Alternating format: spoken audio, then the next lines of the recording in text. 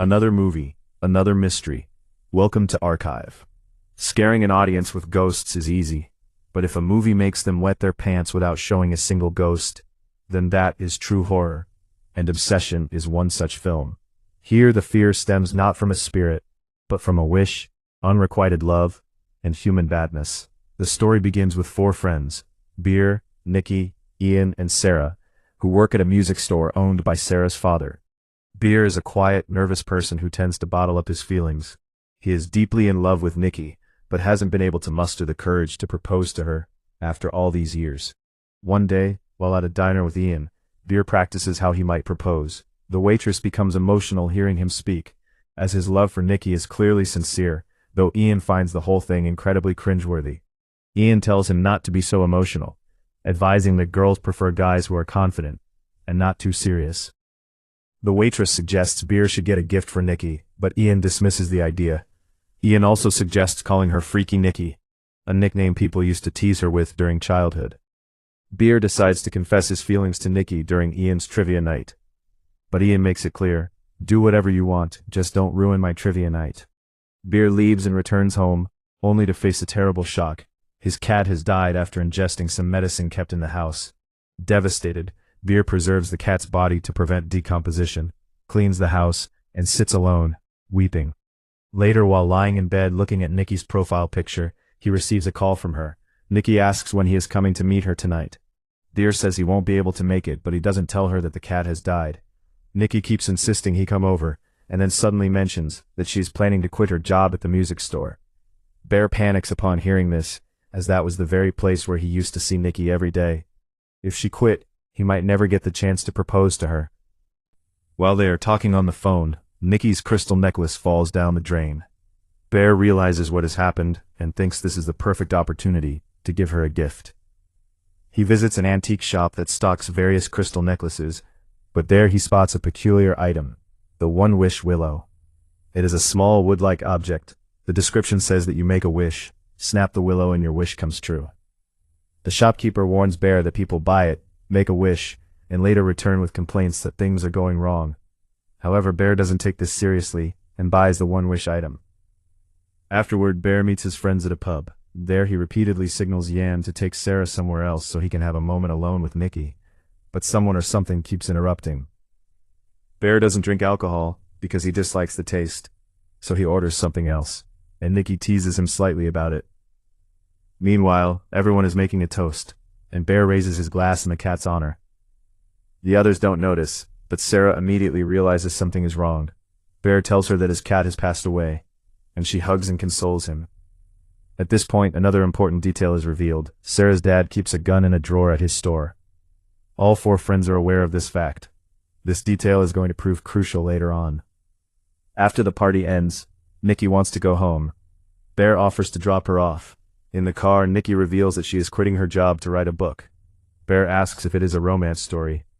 Nikki clarifies that it is a love story. Bear asks what the difference is between a romance and a love story, but Nikki insists they are distinct. At the time, this seems like a trivial point, but its significance becomes clear later. Upon reaching Nikki's house, Bear finally tries to say something to her. He mentions having a gift for her. He beats around the bush and tries to set the mood, but cannot bring himself to speak clearly. Recalling Yan's advice, he calls her Freaky Nikki. Nikki immediately flares up and tells him not to call her by that name. Then, Nikki asks Bear directly, "If so, tell me right now." This was Bear's golden opportunity, but he was so nervous that he denied it. Nikki goes inside, leaving Bear sitting alone in his car. He realizes that he couldn't even speak the truth when she asked him directly, so actually proposing was out of the question. Frustrated, Bear takes out the One-Wish Willow, makes a wish that Nikki would love him more than anyone else in the world, and snaps the willow branch. That is exactly where everything begins to change. Nikki suddenly stops outside her house and walks back to Bear's car. She asks in a strange tone, "You brought something for me, didn't you?" Flustered, Bear says yes, but claims he forgot it at home. Then, Nikki suddenly says, "My cat died," but corrects herself the very next moment saying, "No, your cat died." Bear finds this very odd. Then she gets into Bear's car and reveals that her father has cancer. She is deeply distressed and doesn't want to go home. Bear takes her to his house. a home he inherited from his grandmother, filled with old belongings, vintage furniture, and memories of her. As soon as Nikki enters the house, she begins to behave oddly. She remarks that the house smells like beer and says she likes it. She then goes to the bed, undresses, and asks Beer to come closer. Beer approaches her nervously. Nikki starts kissing him, and he kisses her back, but suddenly she seems to snap out of it and pulls away. Beer is startled and defensively points out that she was the one who initiated the kiss. Nikki apologizes, suggesting she might have had a panic attack. She begins to cry, and Beer sleeps beside her. Later that night, Beer searches online to see if the One-Wish Willow actually works. Opinions are divided. Some call it a fraud, while others claim it is real. The next morning, Beer discovers that Nikki has decorated the cat's body with flowers, creating a sort of memorial tribute. Beer is not at all pleased by this. He confronts Nikki, and she apologizes. Afterward, they go to work together. Beer tells Yan about Nikki's strange behavior the previous night. Yan suspects she might be under the influence of drugs again, as this has happened before. However, the problem turns out to be far more serious than just drugs. That evening, Nikki returns to Beer's house. She begins by apologizing for her earlier behavior, then states that she doesn't blame Beer for taking advantage of her. Beer immediately becomes defensive, insisting that he did not take advantage of her. Nikki mentions that she started liking Beer around Christmas time. Beer admits that he likes Nikki too, and they officially enter into a relationship.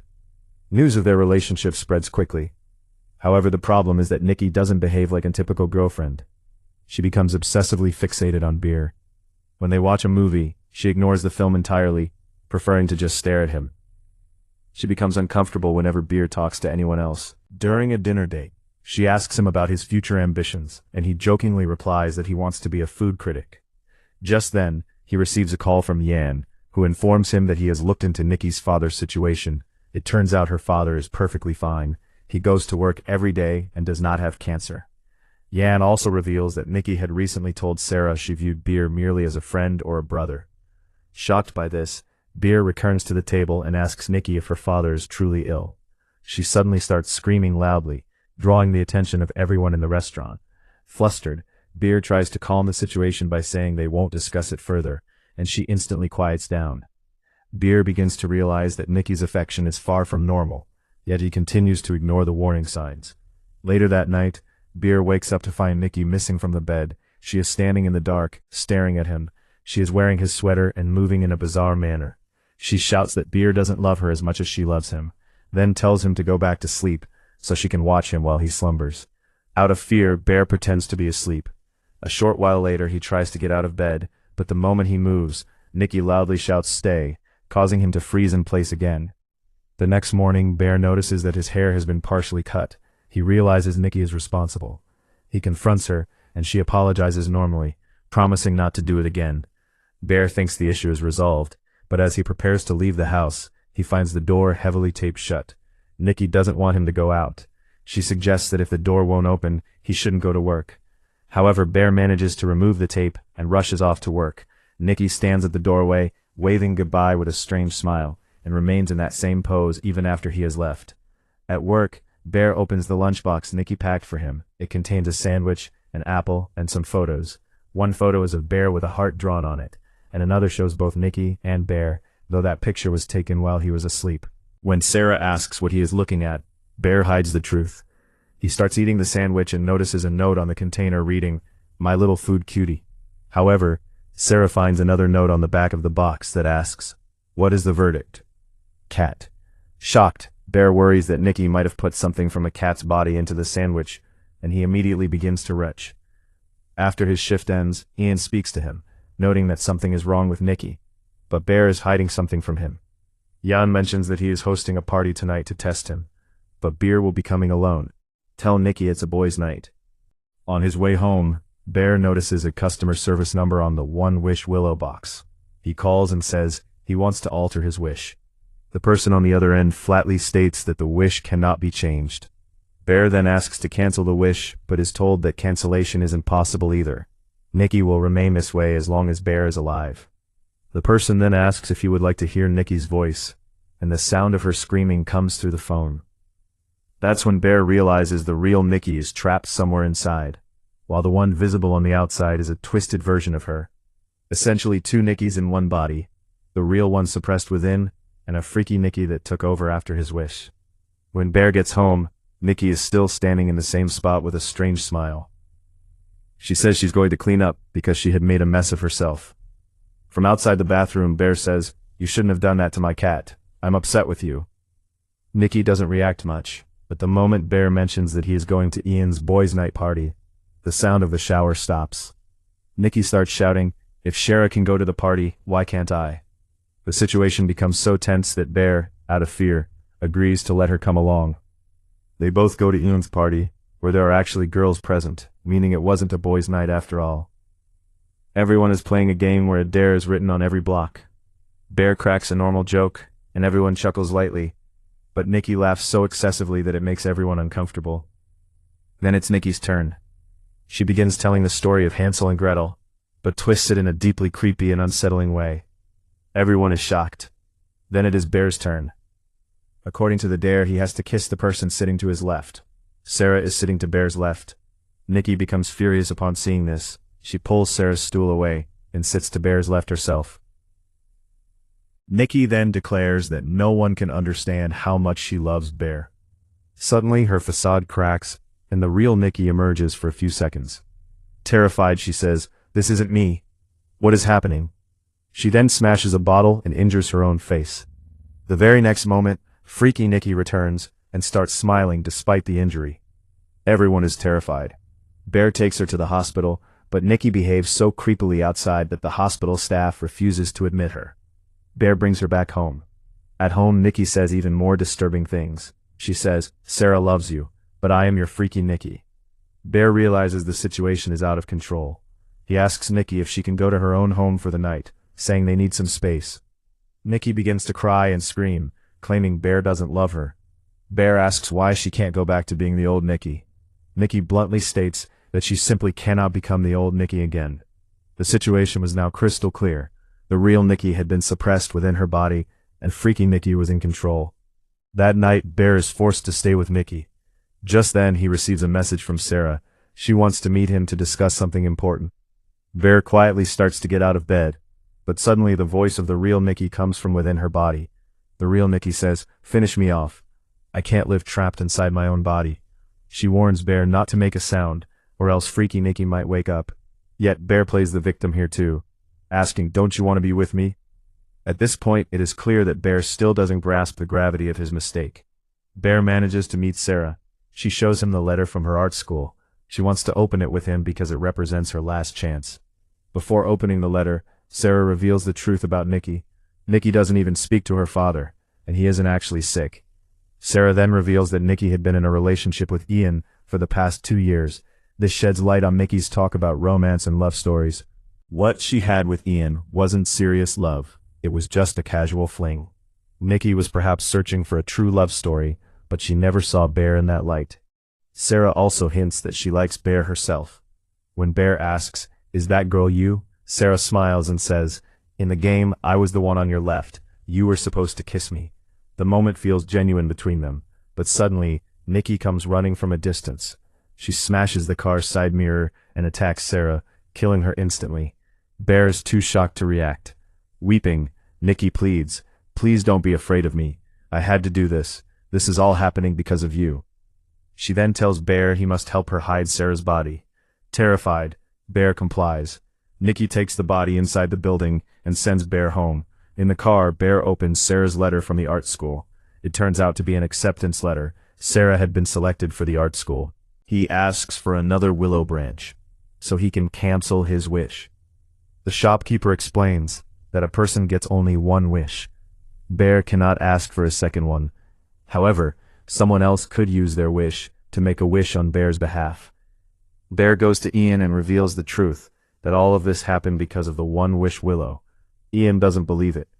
Jokingly, he wishes for $1 billion and snaps the willow branch. Money actually starts raining down from above. Ian finally realizes that the wish is real, but it is already too late. Bear believes that Nicki loves him deeply, so perhaps she might make a wish to cancel his. He goes to see her. He finds that Nicki has tried to transform herself into a replica of Sarah. She has started getting tattoos like Sarah's and has taken up smoking just like her. The room is filled with creepy decorations, and Sarah's body is lying right there. Bear asks Nikki if she can do something for him, but she suddenly starts screaming "I love you" like a madwoman and begins hurting herself. Just then, Ian enters the room. Nikki pulls out a gun and kills him too. We recall that Sarah's father used to keep a gun in his drawer. Nikki had taken it from there. Terrified, Bear calms Nikki down and takes the gun from her. He then makes an excuse suggesting they freshen up and get something to eat. Nikki agrees. Bear goes into the bathroom and locks the door. He now understands that all of this is the result of his wish.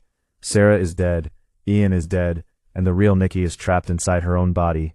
There is only one way to end the situation. He first tries to kill himself with the gun, but cannot bring himself to do it. Then he takes out the very same medicine that had killed his cat, and swallows the entire dose. A few seconds later, regret sets in, and he tries to induce vomiting. But just then, the sound of the willow branch snapping is heard outside.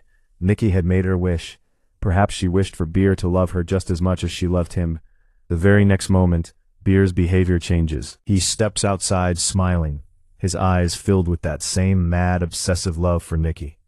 They share a kiss, but the effects of the medicine he ingested kick in, and Beer dies. With his death, his first wish is broken, and the wish Nikki had just made is also nullified. The real Nikki returns to her own body. She regains consciousness and looks around. The room is littered with corpses. There is blood everywhere, along with broken objects and utter devastation. Nikki is bewildered, unable to comprehend what has happened to her. Yet to the outside world, it will appear as though she is the one who caused all this carnage. And on this chilling note, the movie ends. So Obsession comes across as a horror story that warns us to be careful about what we wish for.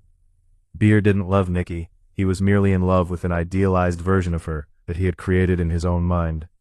Instead of trying to understand Nikki's choices, he took a shortcut, and that shortcut ruined everyone's lives.